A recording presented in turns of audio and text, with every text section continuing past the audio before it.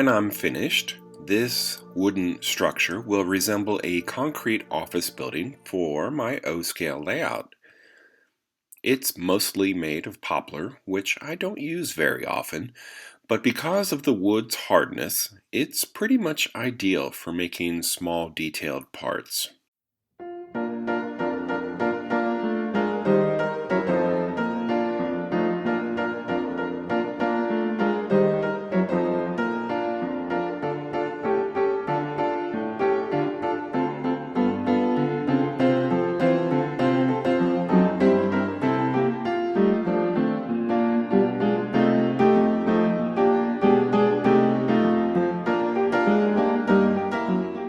I used ball-shaped push pins to resemble marble or concrete ornamentation above the corner posts, and the whole thing looks really good in light gray primer.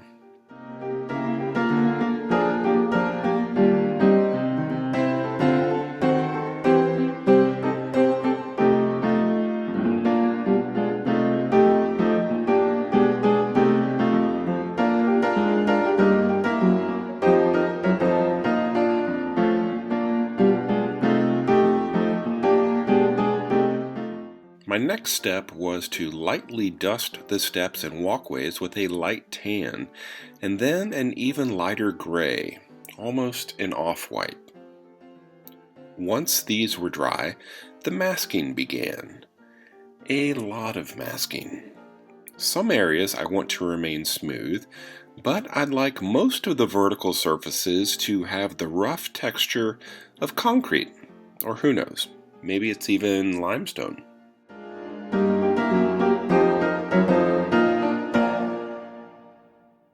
The textured spray paint is very wet as it comes out. Multiple light coats from 12 to 16 inches away seemed to work best. I've used it before, and you can't really expect it to cover the whole area with a brand new color. The base coat is going to show through, which is why I chose the light gray primer.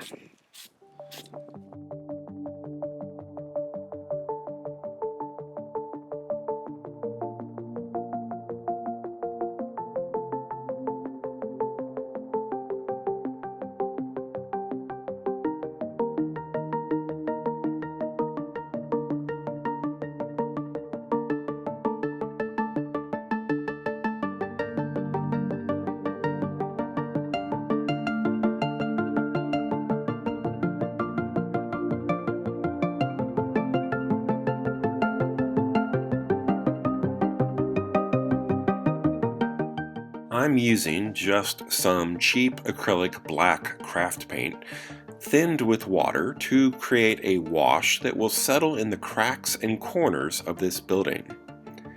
It looks too fresh and clean right now, and a little weathering will go a long way towards helping it seem more realistic.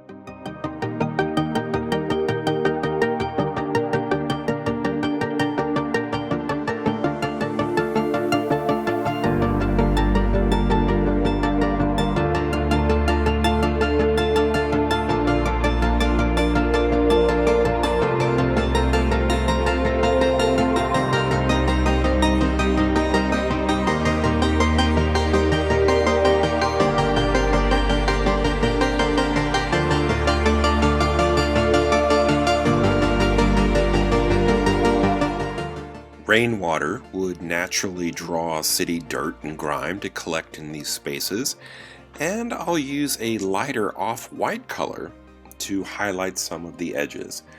Maybe there are even nicks or areas of wear on the concrete or limestone.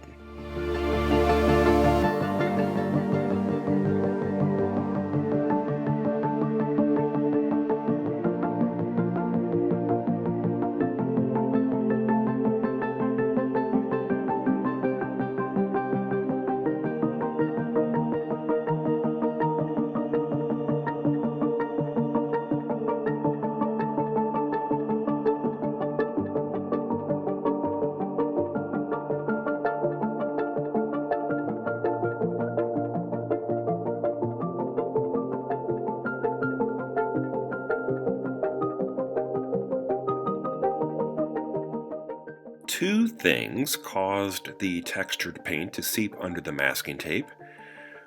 The first was the overall wetness of the spray itself, and the second was the textured surface of the black roof. It's an easy fix, though, with more diluted craft paint. I kinda liked the wet look in the corners at first. Those are natural areas for collecting puddles of water. But when the touched up areas dried, they blended in perfectly with the overall roof color. I was a little disappointed. I was thinking that the puddled rain effect was looking pretty good. But either way is fine.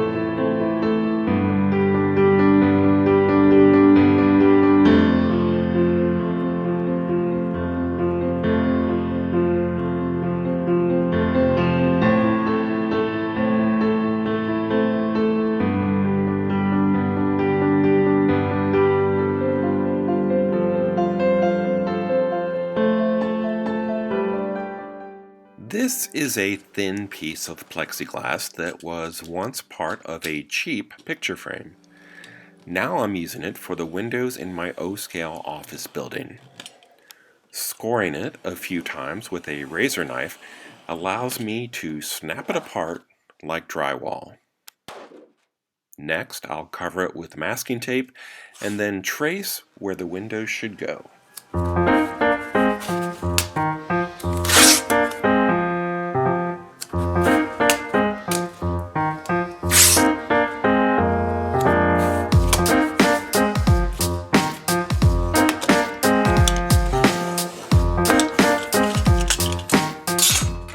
Just one more cut, and then it's time for the tedious and repetitious chore of laying out the windows and trimming the tape for paint that will indicate window frames and the entrance doors.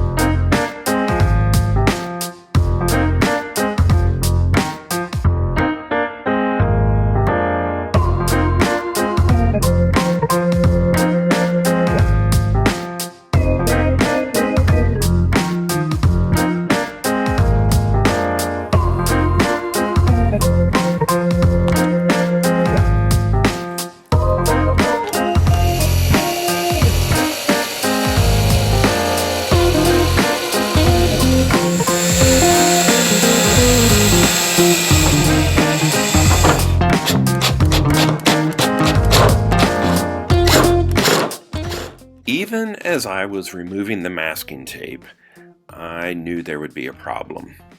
I liked the overall color, but the tan paint is nearly translucent, and since I'm planning on an interior with LED lighting, I don't think this will work. So I trimmed, masked, and cut the mask on another piece of plexiglass to try again. And this time I put down several coats of black before I sprayed the lighter color.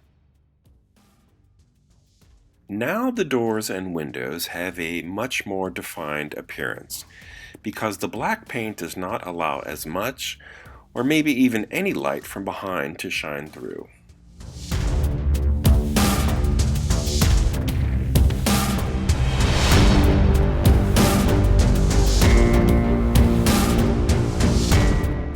Allow me to create just a little backstory for this building.